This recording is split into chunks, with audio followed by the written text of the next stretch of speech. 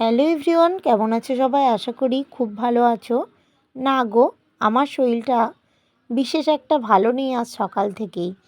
সেই জন্য রান্নার বিশেষ কোনো তোড়জোড়ও আজ করতে পারিনি।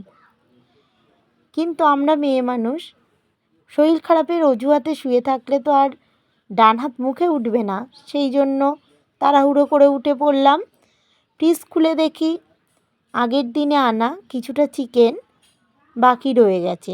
তো ভাবলাম চটজলদি চিকেন কষা রেসিপিটা বানিয়ে ফেলি আর তোমাদের সাথে একটু শেয়ার করে নিই। সেই জন্য কড়াইয়ে একটু সর্ষের তেল দেওয়ার পর সেটা গরম হওয়া পর্যন্ত অপেক্ষা করলাম। তারপর তার মধ্যে শুকনো ঝাল, তেজপাতা, জিরে ফোড়ন দিয়ে দিলাম। সেটা একটু নাড়াচাড়া করার পর তার মধ্যে দুটো মাঝারি সাইজের পেঁয়াজ কুচি দিয়ে দিলাম। সেটা একটু নাড়াচাড়া করে একটা বড় টমেটো কুচি তার মধ্যে দিয়ে দিলাম।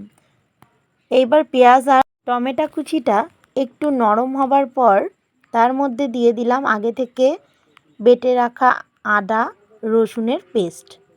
তো সেটাকে ভালোভাবে নাড়াচাড়া করে নিলাম যতক্ষণ না মশলাটা থেকে তেল বেরোলো। তো একটু তেল বেরোনোর পর সেটাতে দিয়ে দিলাম সামান্য একটু জল, যেই বাটিটাতে মশলা করে রেখেছিলাম সেই বাটিটা ধুয়েই জলটা দিয়ে দিলাম। তারপর টকবক করে জলটা ফোটার পর তার মধ্যে দিয়ে দিলাম লঙ্কার গুঁড়ো, জিরের গুঁড়ো আর হলুদ গুঁড়ো। তারপর দেখো সেই বাটিতে একটু জল দিয়ে আবার সামান্য পরিমাণ জল কড়াইয়ের মধ্যে দিয়ে দিলাম। এবার ভালোভাবে পেস্টটাকে নাড়াচাড়া করে নিতে হবে যাতে পুরো মশলাটা ভালোভাবে মিশে যায়। তো তার মধ্যে দেখো সামান্য পরিমাণ চিনি দিয়ে দিলাম, কারণ সব তরকারিতেই আমি চিনি ইউজ করি।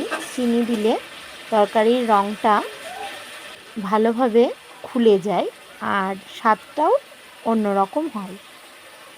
তো দেখো মশলাটাকে ভালোভাবে কষিয়ে নিলাম। কষানোর পর যখন সুন্দরভাবে মশলা থেকে তেলটা ছেড়ে দিল, তো তোমরা দেখতেই পাচ্ছ মশলা থেকে তেলটা সুন্দরভাবে ছেড়ে গেছে। তো এইভাবেই মশলাটাকে তৈরি করে নিতে হবে। আমি কিন্তু বিশেষ কোনো মশলা রান্নাটাতে ব্যবহার করিনি। তো দেখো মশলাটা কষানোর পর তার মধ্যে আগে থেকে ধুয়ে রাখা চিকেনের টুকরোগুলো দিয়ে মশলাটাকে চিকেনের মধ্যে ভালোভাবে মাখিয়ে নিলাম। তোমরা দেখে বুঝতেই পারছো কালারটা কত সুন্দর এসেছে। তো এইভাবেই ভালোভাবে চিকেনের টুকরোগুলোতে মশলাটা ভালোভাবে মাখিয়ে নিতে হবে যাতে প্রতিটা চিকেনের পিসের মধ্যেই মশলাটা ভালোভাবে মিশে যায়। এইভাবে খানিকক্ষণ মশলাটাকে নাড়াচাড়া করার পর চিকেনের মধ্যে আমি একটা ঢাকা চাপা দিয়ে রেখে দিলাম 5 মিনিটের জন্য। 5 মিনিট পরে কড়াইয়ের ঢাকাটা খুলে দেখি চিকেন থেকে অনেকটা পরিমাণ জল বের হয়েছে। তোমরা দেখতেই পাচ্ছ চিকেন থেকে অনেকটাই জল বেরিয়েছে। তো এভাবেই বারবার থালা চাপা দিয়ে চিকেনটাকে কষাতে হবে, তাহলেই চিকেনের মধ্যে থেকে যতটা জল বেরোনোর বেরিয়ে যাবে আর খেতেও ততটাই টেস্টি হবে।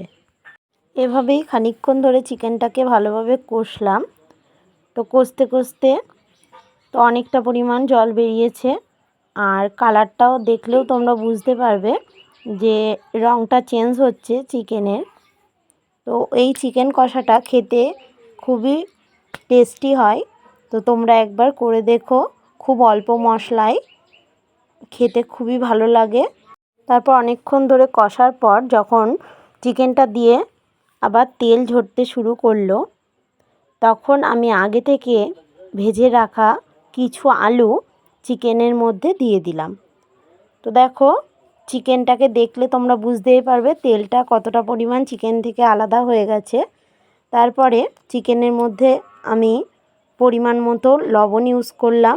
আলু আর চিকেনটাকে এবার লবণের মধ্যে ভালোভাবে মিশিয়ে নিলাম যাতে চিকেনে আর আলুতে ভালোভাবে লবণটা মিশে যায়।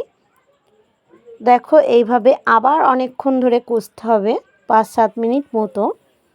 তো কষার পর যখন কড়াইয়ের নিচটা একটু লাগা লাগা অবস্থা হয়, মানে পুরোটা মশলাটা চিকেনের মধ্যে মিশে যায়, তখন আগে থেকে গরম করে রাখা জল আমি চিকেনের মধ্যে দিয়ে দিলাম। সামান্য পরিমাণই দিয়েছিলাম, কেননা আলুগুলো আমার আগে থেকে ভেজে নেওয়া ছিল, আর চিকেনগুলোও কষতে কষতে পুরোটাই সেদ্ধ হয়ে গেছে। সেই জন্য অল্প পরিমাণ জল দিলাম, যাতে এটা একটু গ্রেভি ভাব থাকে। চিকেন কষাটা একটু শুকনো শুকনো হলে খেতে বেশি ভালো লাগে। তো দেখো, চিকেন কষাটা আমার রেডি হয়ে গেছে। সর্বশেষে আমি গরম মশলা দিয়ে চিকেনটাকে নামিয়ে নিলাম। আমার চটজলদি চিকেন কষা রেসিপিটা তোমাদের কেমন লাগলো অবশ্যই কমেন্ট করে জানিও। আর ভিডিওটা যদি ভালো লাগে অবশ্যই লাইক কমেন্ট শেয়ার করো, চ্যানেলটা সাবস্ক্রাইব করে পাশে থেকো। তো সবাইকে টাটা, সবাই ভালো থেকো, সুস্থ থেকো।